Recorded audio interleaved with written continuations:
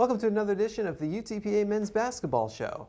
My name's Jonah Goldberg. We're joined as always by the one and only head coach of the UTPA Bronx, Mr. Dan Hipsher. How we doing, Jonah? Doing a little better this week. Yeah, certainly are. Over the last week, your team shot 52% and picked up a couple of wins, and nothing wrong with that. Yeah, we played very, very well on the road against two, good teams that are playing well in the league, and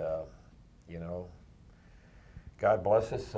Came out and made a few shots, played pretty well defensively too, and have been really taking care of the ball pretty well lately also. So it was a really good win for us, two of them. 10 fewer turnovers than your opponents this week, averaged just 11 per game in your wins over at Kansas City and at Chicago State. And it's really something that it's even better now, but something you've really done all year where you've only committed more turnovers than your opponent 2 or 3 times this year. Yeah, we're doing a pretty good job with that. Our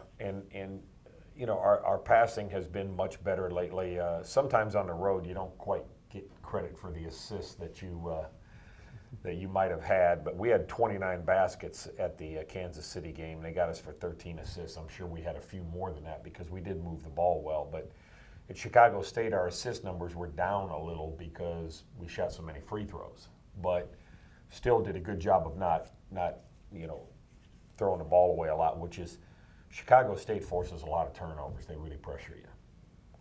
Well, you get 2 road wins, 78-66 at Kansas City, 84-61 at Chicago State, and that's big. Your first WAC wins, and they come on the road.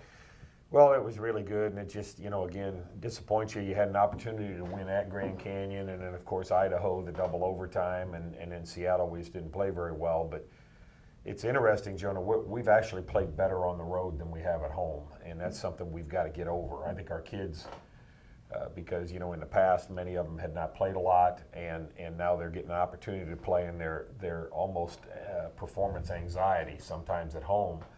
And we've gotten off to those horrible starts, but we played better at Texas A&M than we did at home against Seattle, which are two big, strong teams, and we've got to get past that. But I was excited for the kids. It's a great environment at Kansas City and Chicago State, and to go in there and quiet the crowd down and cruise out the game is really a fun thing to do. 51 years after the Bronx won the national championship at Municipal Auditorium, you came back in there and you won again. Well, at the game day shoot-around, I brought that up to them, the history of that place and how they had hosted 3 of the first 4 Final Fours and I think 5 or 6 Final Fours overall. Then all the NAIA tournaments, small college tournaments that they'd had there, and the kids were shocked. I said, yeah, Pan American won their national championship right here. So that was neat for them to understand what that building had been to college basketball. And there's a few buildings like that in the country, including the Palestra and places that have seen basketball for a long, long time, and it's a neat environment. And you had Shaq Hines channeling his inner Luke Jackson, 10 of 13 shooting, 21 points with 8 boards and 3 blocks. He did a heck of a job. I don't remember those blocks, but evidently he picked them on the way up. They must start shots now at waist high or something, but he's been a really good rebounder for a guard. He and Javon have both gone in there and kind of gang rebound and gotten long ones for us, and that night again, 8 rebounds, 7 of them on the defensive end, which really helps trigger your break too, because when you get the ball in the guard's hands, you can get going. And it's important against Kansas City and Chicago State because both teams shoot, a pretty good amount of threes, and you've got to have, long rebounds, long shots. So you've got to have your guards scrambling, and they did a great job of it. Yeah, you had Shaq Boga, who played really well from your point guard position with 18. He got to the line 10 times at the time, a career high 7 of 10 shooting from the line with 4 assists and 3 steals. Yeah, I mean, he again just did a wonderful job, and Hines. I got a little confused there earlier. Hines was the one that was 10 for 13, but anyways, yeah, Hines had a great trip. Getting back to him, did a great job, rebounding. He's been doing a great job rebounding, and then boy, did a great job finishing drives. He really got to the rim and really played well, and then Boga, of course, is a guard, doing a good job for us too. I think he and Javon between them had 9 rebounds, which is always important for your team. But yeah, both Shaqs had really good weekends. It was a regular Shaq attack, and Boga averaged 22 points, 3.5 boards. He shot 48% from the field, went 22 for 28 from the foul line, which is that's ridiculous for 2 games. Yeah, he got himself into the lane, got fouled a lot. Of course, Chicago State got behind and had to foul us a lot. But, they both did a really good job and had great weekends between them. And, it's interesting. We shot 58% at Kansas City with Javon Farrell going 3 for 10. That's an interesting way to get to 58% because normally, he's a guy that's going to be 5, 6, 7 for 10. And to go out and do that without him performing as well as he's played was a pretty good sign for us. I tell you who I was really excited for at Kansas City is there was a huge following there for Justin Leathers. And he started out the game tough. He shot 2 air balls to get going. He was a little excited. And then he settled down, went 5 for 8, 8 rebounds, 1 assist, 1 turnover. Did a great job, and you'd have thought Elvis Presley was walking out after the game. It was a rock star coming out of there. The whole place was going nuts for Justin Leathers, which is great to see him back home and playing that well. 11 points, 3 steals for Leathers, 4 Bronx double-figure scoring, and you mentioned the shooting. Leathers a big part of that 58%. It's the highest shooting percentage this team has had since was it February 2009 against Longwood. I mean, that's a 58. That's a video game number right there. That is pretty good. And again, with Javon not really shooting well, and again, us not shooting greatly from the 3 line, but we really got to the basket a lot and shared the ball and got out in transition and scored. So it was phenomenal and consistent throughout the game. I think we were 57 one half, 59 the other. So. And we continued it on through the first half of Chicago State, but it faded the second half.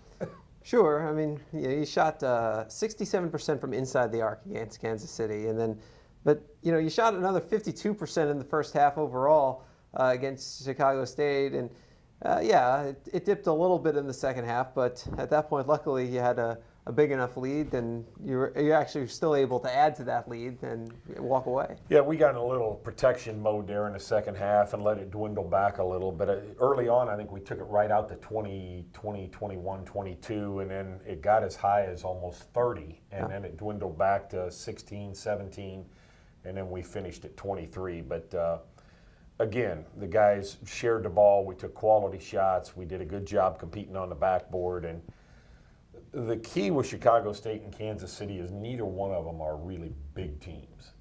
The struggle for us is trying to finish over size when we're driving against teams like Seattle and that kind of size. Chicago State and Kansas City beat Seattle and beat New Mexico State because they have the perimeter finesse to stretch a team out and drive and shoot. Well, we've got guys that will defend the perimeter players and the smaller bigs, where we struggle is when we get caught in the lane with those big guys. And we don't shoot it well enough sometimes to stretch big guys out. So now we're still driving into 6'10", 6'11", it makes it a little harder to finish. Mm-hmm. So is it too early to read into, you beat Kansas City and Chicago State going away. They beat New Mexico State. New Mexico State's the defending champs, so... Is it not fair to draw those correlations? It's hard, because Seattle can't beat anybody and drummed us because of their size and physical strength. But New Mexico State is every bit as big as that. Of course, New Mexico State killed Seattle by over 20. So I guess what it shows you is there's a lot of variables every night, and if you can perform to your strengths and hopefully avoid, your weaknesses, you have an opportunity in this league each and every night.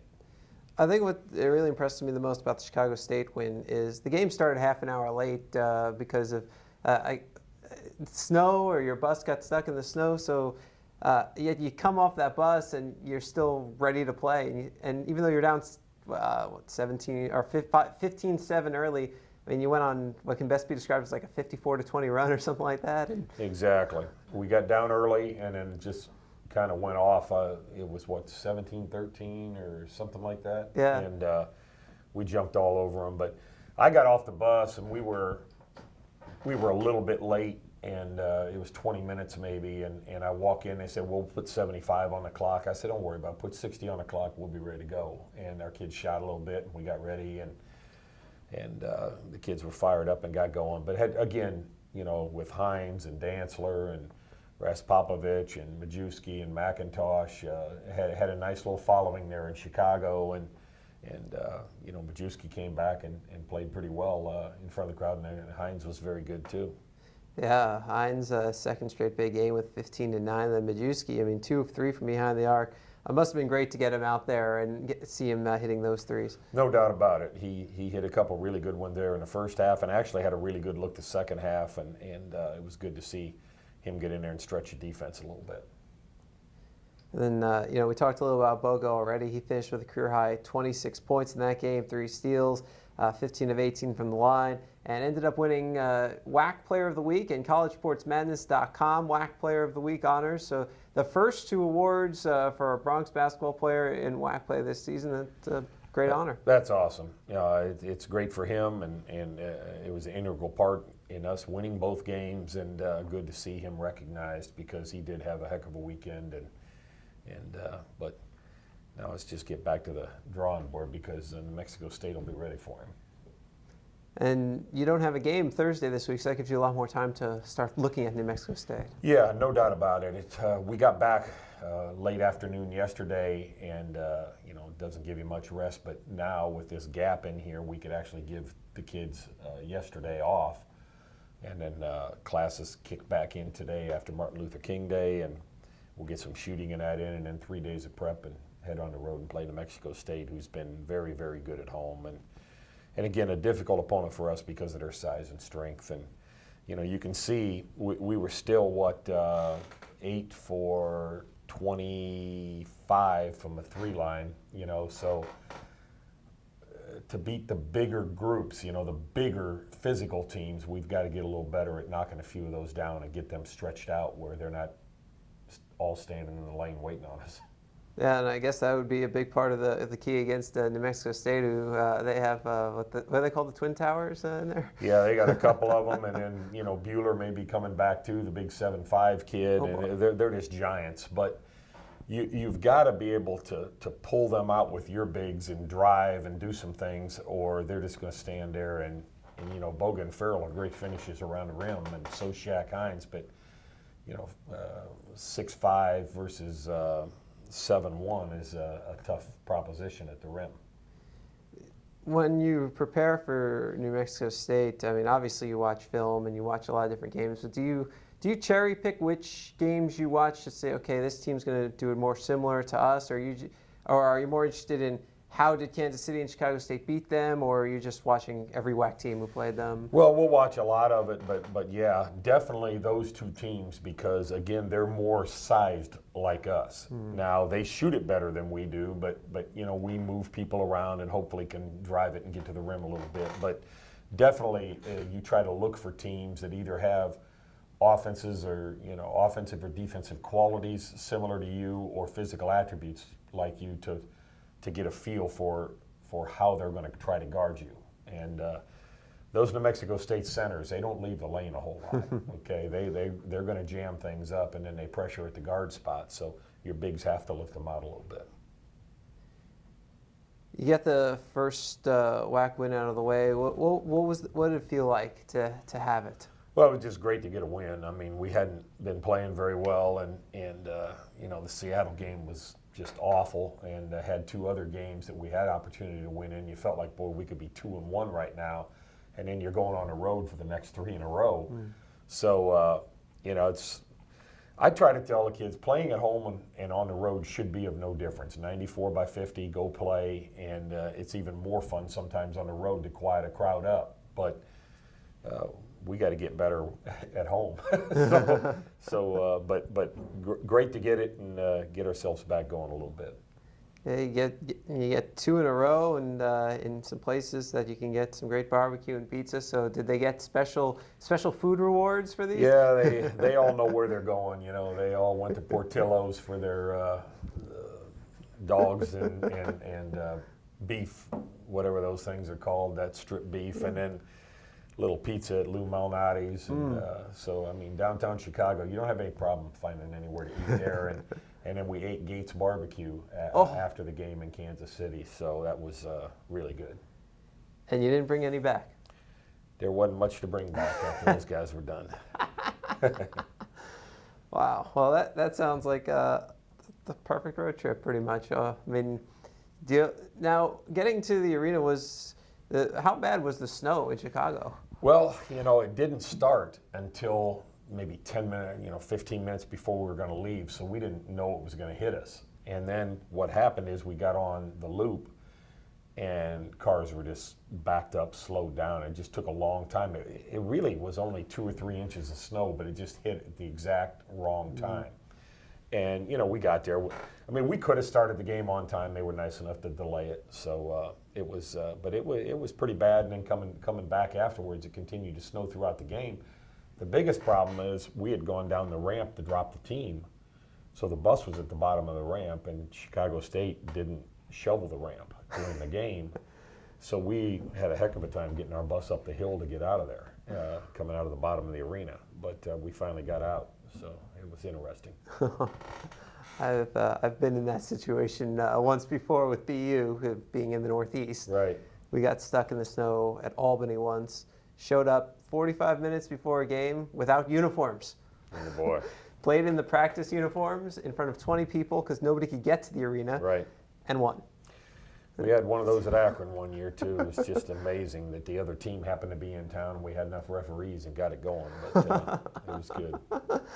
It's always fun to have to deal with that stuff. But luckily, that takes care of one of your cold weather trips out of the way. All that's left is the trip into the Pacific Northwest. But New Mexico State isn't that far away. I mean, it's just right across the border, New Mexico, and then you finally get to come back home again. It seems like we say that a lot, where you're finally coming back home. But yeah, once we finish this, we'll be 4 of our first 6 on the road. So if we could go out and pick off another one and end up 500 in that clip, it'd be a chance then where the schedule flops a little more in your favor at home. So hopefully we can get out and play well and give ourselves an opportunity there.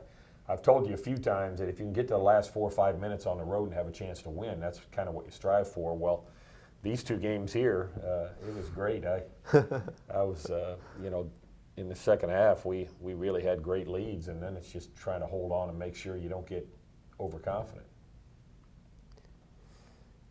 Now today you're just working on shooting, or Tuesday working on shooting in practice before going full bore. Is that just a way of just trying to ease everybody back into it because of the longer week? Yeah, and you're putting so much time into other things when you're prepping for games that you shoot, but you don't get the amount of shooting and you'd like. Today, each kid will get a dedicated hour into shooting. We'll split up the 2 groups, bring in maybe 7 with one and 7 in the other, and then they really get a lot of time. And with 4 baskets, we can get tons and tons of shot up, so it's really good. Well, hopefully you're able to keep up the great shooting prowess after shooting 52% this past weekend up at New Mexico State. The game is on Saturday at 8 p.m. Central Time, 7 p.m. local time if you're in the Mountain Time Zone. And we'll have links to how you can watch it live or follow with live stats up on utpabronx.com. He's Dan Hipsher. He's the head coach of the UTPA men's basketball team. My name is Jonah Goldberg. We'll be back with you next week right here at 956sports.com.